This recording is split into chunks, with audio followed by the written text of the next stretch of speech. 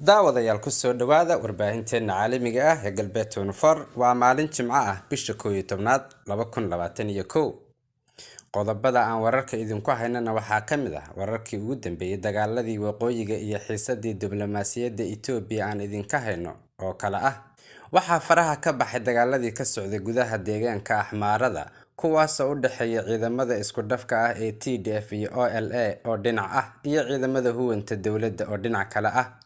Dagaaladan ayaa ku fiday labadii maalmood ee ugu dambeysay deegaamo hor leh oo kaabiga u saaran caasimadda dalka Itoobiya ee Addis Ababa ama Finfinne sida loo yaqaano. Jabhadaha ayaa duulaankooda iyo horusocodkooda si xawli ah u xoojiyay xilli si xun looga dayrinayo xiisadda. Waxaa la rumaysan yahay in colaadda oo sii xoogaysatay maalmahan ay sababtay qixii iyo barakicii ugu badnaa ee la soo darsay shacabka Axmaarada. Halka ciidamada huwanta ahaa ee dawladda ee ka soo jeeday furimaha dagaalka uu firxadkoodii saameyn kale ku keensaday howlaha qaxa iyo barakaca kadib markii ay shacabka barakacayaal ah ku xoojiyeen qaxa oo ay cagta wadada ku wada hayeen iyaga oo bedeshay dharkii ciidanka ee direyska waxayna xidheen dhar shacab marka lama kala garan kara dadka soo qaxay iyo ciidamada furimaha ka soo yaacay. Dhanka kale ciidamadii kala duwanaa ee Oromiya oo ay ka mid yihiin kuwii liyu booliska ee Oromiya oo kumanaan ah ayaa ku biiray jabhadda xoreynta Oromada ee OLA. Ciidankaasi ayaa si lama filaan ah iyaga oo wata hubkoodii ku biiray jabhadda.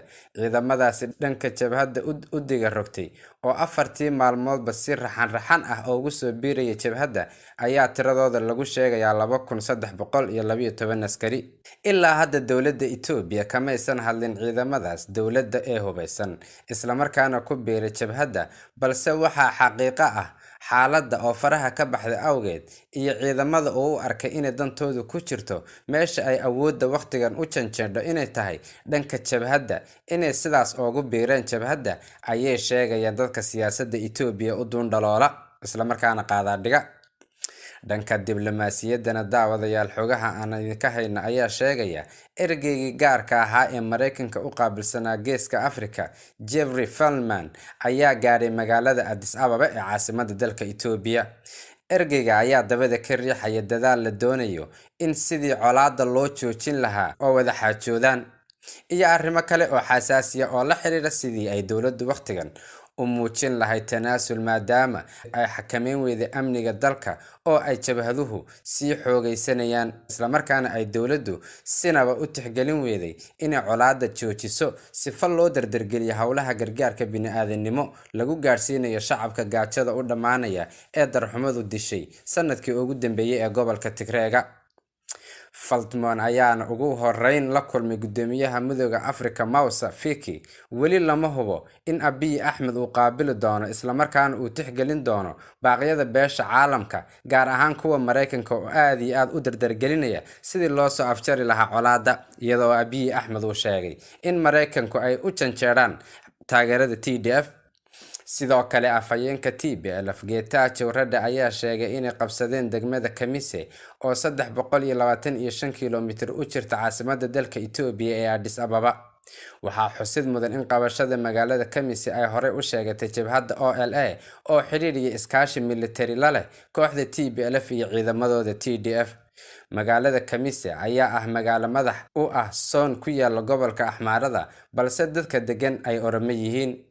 Xogaga Tigreega ee TDF ayaa qorsheynaya isla markaana doonaya inay gacanta ku dhigaan degmo uu maro laamiga isku xidha Djibouti iyo Itoobiya. Waxaa kale oo dagaalo laga soo sheegaya goobihii ay kooxda TPLF hore u qabsadeen oo ka mid ah gobolka Axmaarada. Ilo wareedyo u gaar ah shabakadda galbeed 24 ayaa sheegaya in booliska Addis Ababa ay xabsiga dhigeen oo ay u taxaabeen kumanaan shacab Tigreey ah oo ku nool caasimadda dalka Itoobiya iyo dhammaan waxa la wixii Tigreey ahaa ee ka shaqaysanayay. Dawladda ayaana xarigooda u sababaysay oo ku eedeysay inay kooxda TPLF dhaqaale ahaan ku taageeraan dadka la qabtay.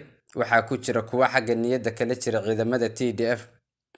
Afhayeenka kooxda TPLF Getachew Reda ayaa dowladda ku eedeeyay in dadkaasi shacabka ah ee xabsiyada loo taxaabay iyo goobaha kale ee gaarka ah lagu ururiyaba ay dowladdu qorsheynayso inay u diyaariso xasuuq wadareed oo kaliya lagu bartilmaameedsanayo inay yihiin ama ka soo jeedaan qowmiyadda Tigreega, waa sida ay hadalka u dhigeen.